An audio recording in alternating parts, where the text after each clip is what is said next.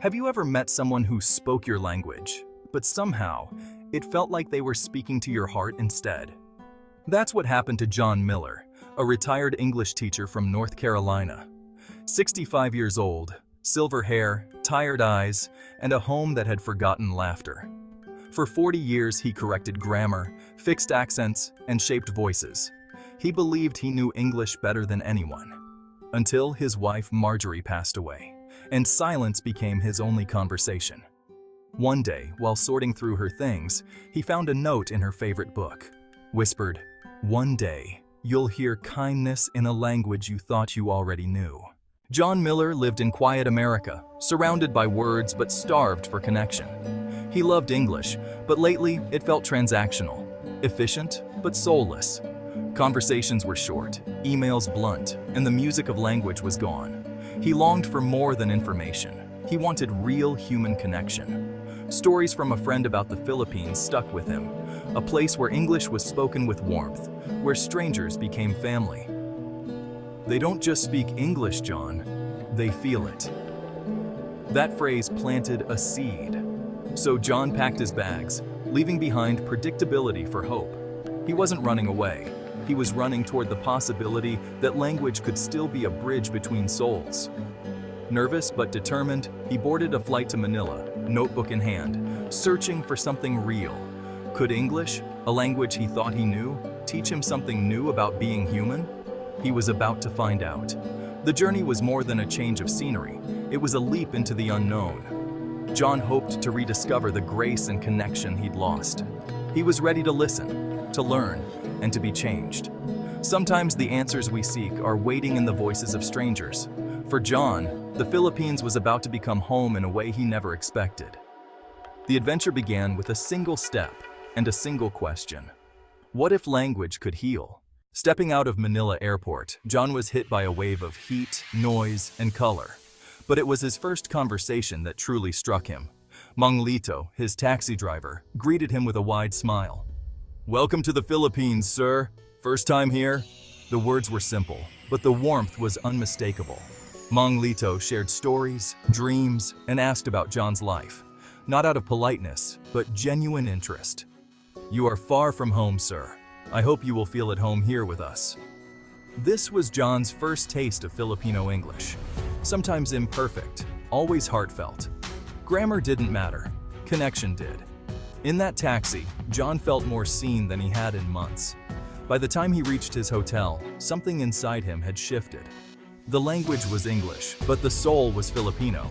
The use of his first name, the blessing at the end, so personal, so real. John sat in his hotel room, replaying the conversation. He realized, language isn't just about words, it's about how those words make you feel. In less than 2 hours, he'd experienced a profound human connection. The city lights outside seemed to echo the warmth he'd found. He opened his notebook, ready to capture this new world. The journey had truly begun. Sometimes, the smallest exchanges change us the most. As John traveled the Philippines, he found English spoken from the heart. It wasn't just a language learned, it was a language transformed by kindness and hospitality. People added "sir" or "ma'am" as a sign of respect, called him "kuya" as if he were family. Phrases like "for a while" and "take care" softened every interaction. These weren't quirks, they were cultural signatures of care. For Filipinos, correctness wasn't the goal. Connection was. John, once obsessed with perfect sentences, found beauty in imperfection. English here was stripped of coldness, dressed in warmth. Filipinos weren't trying to be native speakers, they were being themselves. The language became a tool for friendship, not just information. John finally felt he belonged. John's notebooks filled with stories, not of grand adventures, but of small, meaningful moments. A mango seller offered him a special price and a sweet slice, sharing more than just fruit. A young boy guided him to a waterfall, saying, "Please enjoy the water. It is very cold and fresh." Students in Cebu walked him to his destination, chatting and calling him Kuya John. Each moment was a brushstroke in a larger painting, a culture where language and action are inseparable. Words like welcome and friend were backed by genuine warmth. John realized this was the real English he'd been searching for. It wasn't about accent or vocabulary, but intention. English here was lived, not just spoken. It built bridges, included outsiders, and healed small distances between people.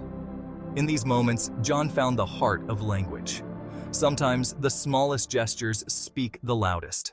John's view of English was transformed. He'd seen it as a tool: rules, precision, correctness.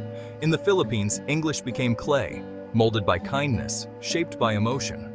Filipinos weren't breaking rules, they were expanding them, creating a grammar of kindness.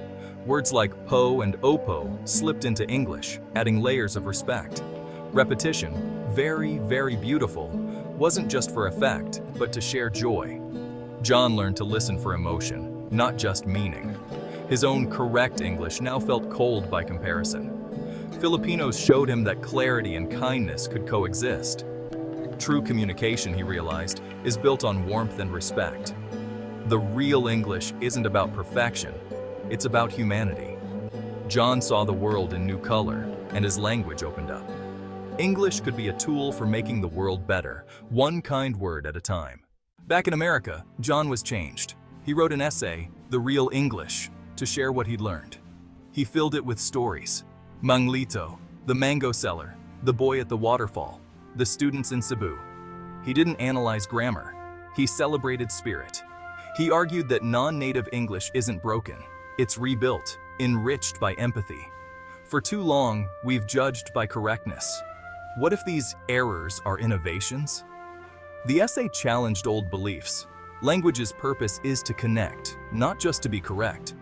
He sent it to a major magazine, unsure if it would be published. But the editor felt its warmth and truth. The essay quietly made its way into the world. The response was immediate and overwhelming. Letters poured in from around the world: India, Nigeria, Singapore, where English is a second language. Readers shared stories of being judged for their English and thanked John for validating their voices. Teachers rethought their approach, pledging to focus on communication over correction. Even native speakers reflected on their own coldness, realizing the value of empathy. The essay became a manifesto for a more humane way of teaching and speaking English. Most touching were the letters from Filipinos. For years, they'd been told their English was Carabao English, something to be ashamed of. John's essay celebrated what they'd been taught to hide. It told them their way of speaking was a gift, not a flaw. Their language of the heart was, in its own way, perfect. The world was listening. A new conversation had begun. John's journey teaches us that the soul of a language isn't in grammar books, it's in people. It's in laughter, kindness, and sincere farewells. The world is full of different Englishes, each with its own beauty. Filipino English is special, shaped by resilience and hospitality. It's an English that smiles, that cares, that embraces.